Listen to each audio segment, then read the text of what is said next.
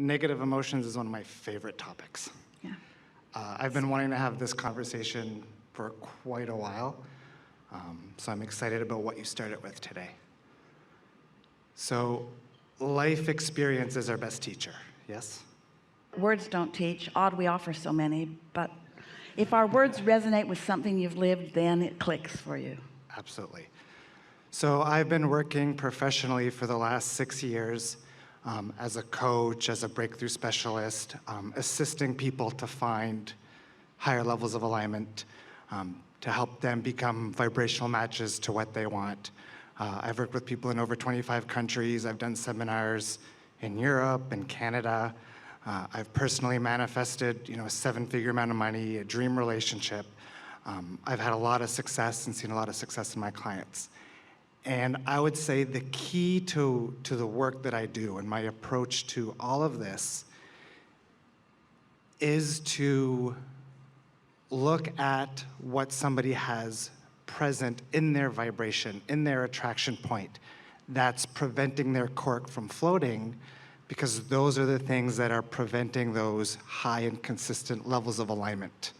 So you're identifying the resistance through the evidence that is manifested. Absolutely. That's exactly what I do. And how are you able to highlight them without advancing them? Well, physical reality doesn't lie. Physical reality is always showing us what we have going on. Well, we agree with you. It's easy to find the culprit. What we're asking you is, how are you causing the culprit to fade into nothingness? We look at the emotions that present themselves in those circumstances. More discovery of the culprit. Yeah, and then we shift the perspectives behind those emotions. So we identify the reason that people are holding on to these emotions and shifting them out of them. And in my experience, most people are carrying negative emotions that they don't realize that they're carrying. So for sure. And so helping them understand that they are there really is the first step. Absolutely. But as a teacher talking to a teacher, and a vibrational expert talking to a vibrational expert, because you've been at this long enough that you've got this going on, what we want to flesh out together, because like you, we have found many processes that can temporarily, in moments of focus, soften the resistance. And we've noticed that the more often that resistance is softened, then the more of what is desired is allowed. But have you noticed this in your advanced classes on all of this? Have you noticed that as you help a friend or a student identify a pocket of resistance and you help them soothe it through the effective processes that you have found, we've done that too, that in freeing up their vibration, more that's in their vortex calls in a stronger way. So it calls in a stronger way, which means a whole other level of resistance comes to the forefront that the new desire is now challenging. Does that make sense to you? It's like this desire aggravates this resistance, which I soothe through these processes. And once that aggravation is stopped, then I'm free-flowing toward these desires, which are more, which aggravates a new set, which then I can apply processes to, which softens them, which causes more desires that I didn't even see coming, which aggravates a whole new set.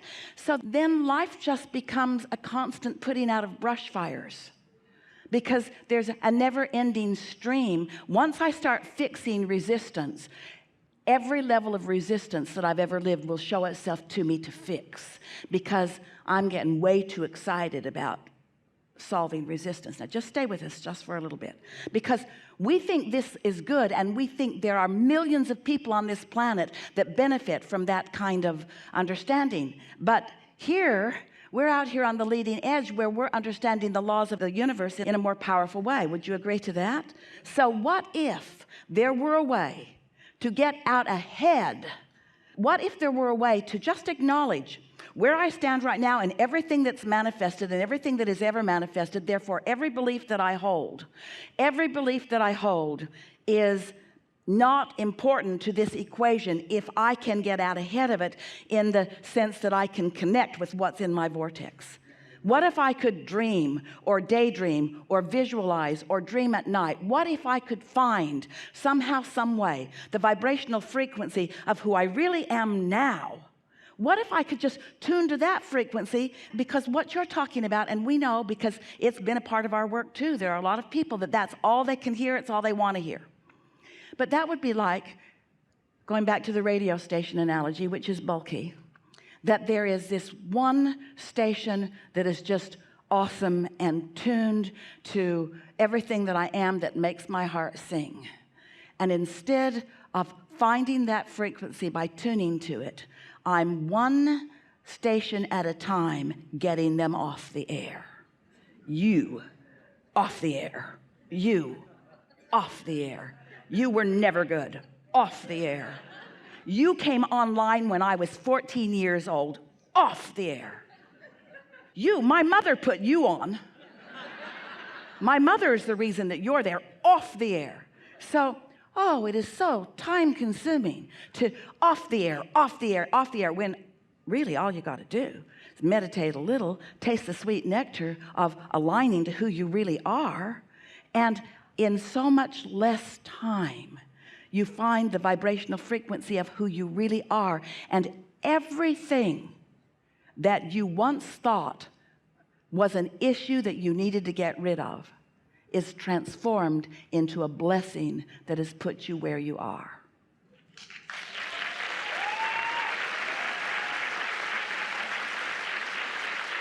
Now, we know for sure you're doing some of that. We know for sure that that is some of the shifting that is taking place. But when you decide to make it your emphasis, because you can show people how to have better life experiences here and there and here and there and here and there, or you can show them how to be who they really are. It's nice to feel a little better. It's ever so much nicer to really know who you are. So we're talking about getting out ahead of it. That's going to be a theme of what we talk about maybe forevermore with our human dear hearts.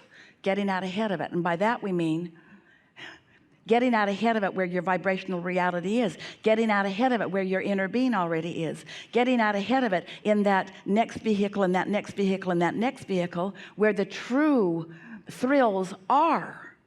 When you hit yourself over the head with a hammer for a while, it feels really good when you stop. And then you say, that was great success. What did you do? Well, I had this process, and they helped me to understand that that hammer hurts when I hit my head with it. And they showed me how big the hammer is. They showed me how long the hammer's been there. They even showed me the dents in my head that the hammer's been making. And then they tied my hands. They made me afraid of all hammers. They gave me hammer phobia. I swear to God, I'll never pick up another hammer as long as I live.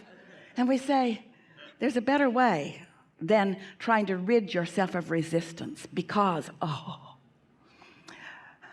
the art of allowing is the path of least resistance. And the path of least resistance, as you hear this is going to be so important. The path of least resistance is the path of most energy flowing. The path of least resistance is the path that your inner being has already flowed along and defined and holding wide open for you. The path of least resistance is the path that your inner being is calling you toward. The path of least resistance. The path of least resistance isn't saying the path of no resistance. It's not saying you got to get rid of all of that stuff, because every time you try to get rid of that stuff, it just squirts out in another way and another way and another way and another way. But the path of least resistance puts it in the true framework. The path of least resistance says to you, negative stuff is okay, it's good too. The path of least resistance says contrast matters to this creative environment in which we are all a part.